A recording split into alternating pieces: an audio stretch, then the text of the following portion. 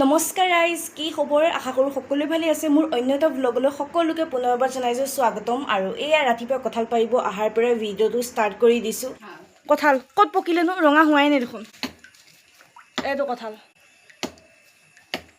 আইতাৰ হাতত যদি কেঁচা কঁঠাল নাখাওঁ বেছি দিব পাওঁ। ৰাতিপুৱাই এয়া কঁঠাল পাৰিব আহিছে। পকিছে যে, দেখাত লগা নাই ওপৰৰ পৰা, কিন্তু পকিছে। ৰাতিপুৱা শুই উঠি আইতাই পিছফালে গৈছিলেহে পানী আনিবৰ কাৰণে। লগতে মানে কঁঠাল এটা মানে মলমলাই গোন্ধ আহি থকা দেখিলে আৰু আইতাই ক'লে ধুনু আহ ভিডিঅ' কৰিবি আৰু মই কঁঠালটো পাৰিম। ভনী আকৌ গৈছে পিছে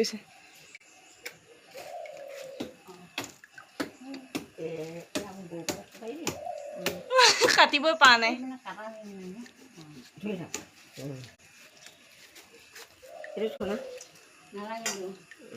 আজি চাদৰ তাদৰ লৈ নাথাকে আৰু গাঁৱলীয়া মানুহ এনেকৈ থাকে আৰু বেয়া বেয়া কমেণ্ট নকৰিলে হ'ল আৰু।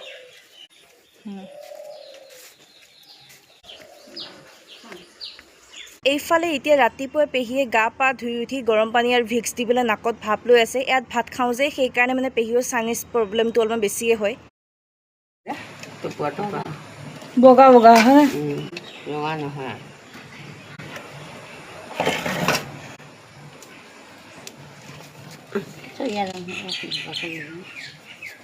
এইটো চইয়া আছে।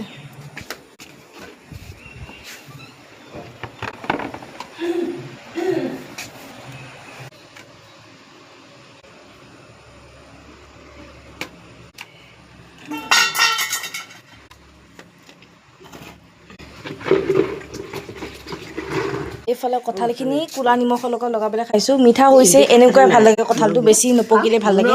এয়া ইহঁতৰ কেনেকুৱা কম্বিনেশ্যন, পুৰিৰ লগত কঁঠাল খায়। এনেকৈ কোনোবা খায় নেকি জনাবচোন। ক'লা নিমখ লোৱাৰ পিছত মানে মিঠাটো অলপমান বেছি হৈ যায়। এনেতো মিঠা আছে অলপ অলপ। আৰু এয়া পেহীকো চাই আহোঁ ব'লকচোন কি কৰি আছে। আৰু আহি দেখিছোঁ পেহীয়ে পাতি চাতি পাৰি পেলাই তলতে শুই আছে। মই সুধিছোঁ কিয় শুইছে তলত? কৈছে চোৱা হ'লোঁ যে সেইকাৰণে তলতে পাতি পাৰি পেলাই শুইছোঁ।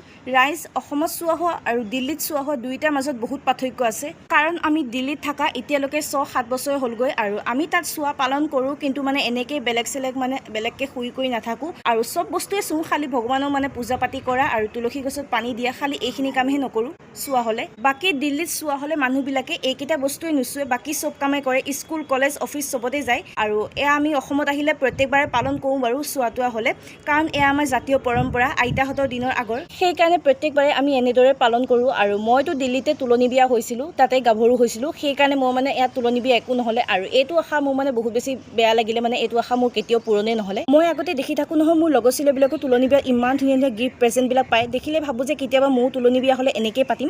সেইটো আশাবাদী থাকি গ'ল আৰু, কাৰণ তেতিয়া কণ্ডিশ্যনটো বেলেগ আছিলে। লকডাউনৰ সময়ত তুলনি বিয়ানো ক'ত পাতে তাত। এয়া মাজুমাহীয়ে ছিঙি লৈ আনিছে বঙালী মেমেন্ধু পাত আমাৰ ঘৰৰেদি। এইফালে আইতাই দুপৰীয়া খাবৰ কাৰণে আজি মানে চিম্পুলকৈ দালিকে বনাইছে, সেইকাৰণে এয়া চাটনি এখন বনাইছে ধুনীয়াকৈ।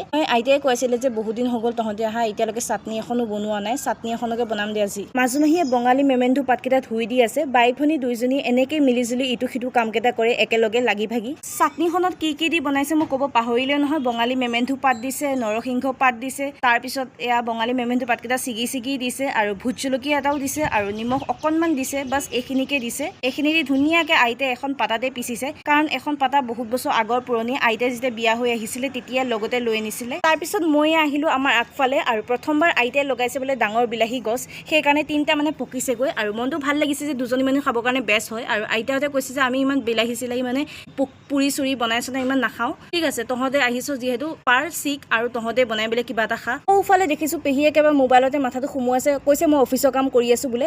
আৰু মই মঙলাৰ নাম ল'ম বুলি ভাবিছিলোঁ, মঙলা আহি আগতীয়াকৈ উপস্থিত হ'লে। গোটেই দিনটো মানে আমাৰ ঘৰতে থাকে আৰু আমাৰ লগতে কটাই থাকে।